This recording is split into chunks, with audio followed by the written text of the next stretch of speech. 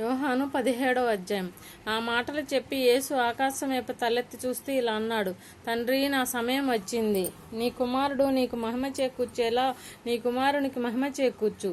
నీ కుమారునికి శరీరం ఉన్న వారందరి మీద అధికారం ఇచ్చావు. నీవు ఆయనను అనుగ్రహించిన వారిని అందరికీ ఆయన శాశ్వత జీవం ఇచ్చేలా ఆ ప్రకారం ఇవ్వు. ఏకైక సత్యదేవుడవైన నిన్ను, నీవు పంపిన యేసుక్రీస్తును తెలుసుకోవడమే శాశ్వత జీవం. చేయడానికి నీవు నాకు ఇచ్చిన పని పూర్తి చేసి భూమి మీద నీకు మహిమ కలిగించాను. తండ్రి, ప్రపంచం ఉండకముందే నీతో నాకున్న మహిమ ఇప్పుడు నీ సముఖంలో నాకు మళ్ళీ కలిగించు. లోకం నుంచి నీవు నాకు ఇచ్చిన వారికి నీ పేరును వెల్లడి చేశాను. పూర్వం వారు నీవారు, వారిని నాకు ఇచ్చావు. వారు నీ వాక్కును పాటించారు. నీవు నాకు ఇచ్చిన మాటలు వారికి ఇచ్చాను. వారు వాటిని అంగీకరించారు. నేను నీ దగ్గర నుంచి వచ్చానని వారు రూఢిగా తెలుసుకున్నారు. నీవు నన్ను పంపావని నమ్ముకున్నారు. కాబట్టి నీవు నాకు ఇచ్చినవన్నీ నీ నుంచి వచ్చినవని ఇప్పుడు వారికి తెలుసు. వీరి కోసం ప్రార్థన చేస్తూ ఉన్నాను. లోకం కోసం నేను ప్రార్థన చేయటం లేదు. నీవు నాకు ఇచ్చిన వారు నీ వారే కనుక వారి కోసమే ప్రార్థన చేస్తూ ఉన్నాను. నావన్నీ నీవి, నీవన్నీ నావి. వీరి మూలంగా నాకు మహిమ కలిగింది. ఇక మీదట నేను లోకంలో ఉండను, కానీ వీరు లోకంలో ఉన్నారు. నేను నీ దగ్గరకు వస్తున్నాను. పవిత్రుడవైన తండ్రి, మనం ఒకటిగా ఉన్నట్టే నీవు నాకు ఇచ్చిన వారు ఒకటిగా ఉండేలా నీ పేర వారిని కాపాడు. నేను లోకంలో వారితో ఉన్నప్పుడు నీ పేర వారిని కాపాడాను.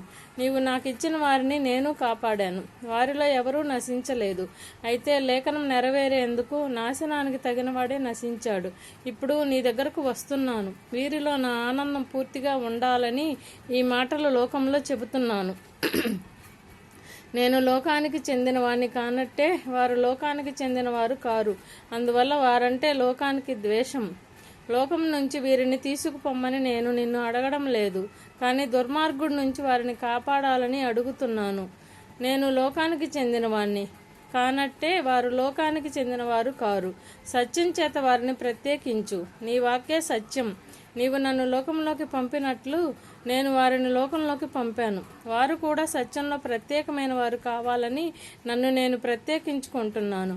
నేను ప్రార్థన చేస్తున్నది వీరి కోసం మాత్రమే కాదు, కానీ వీరి మాటల మూలంగా నా మీద నమ్మకం ఉంచబోయే వారి కోసం కూడా. వారందరూ ఒకటిగా ఉండాలని నా ప్రార్థన. తండ్రి, నీవు నన్ను పంపావనే లోకం నమ్మేలా నేను నీలో, నాలో నీవు, నీలో నేను ఉన్న విధంగా వారు మాలో ఒకటిగా ఉండాలని ప్రార్థిస్తున్నాను. మనము ఒక్కటిగా ఉన్నట్టే వారు ఒక్కటిగా ఉండేందుకు నీవు నాకు ఇచ్చిన మహిమ వారికి ఇచ్చాను. నీవు నన్ను పంపావని, నన్ను ప్రేమించినట్టే వారిని ప్రేమించావని లోకం తెలుసుకోవాలి. కనుక వారిలో నేను, నాలో నీవు ఉండడం వల్ల వారు సంపూర్ణంగా ఒక్కటి కావాలని ఆ మహిమ వారికి ఇచ్చాను.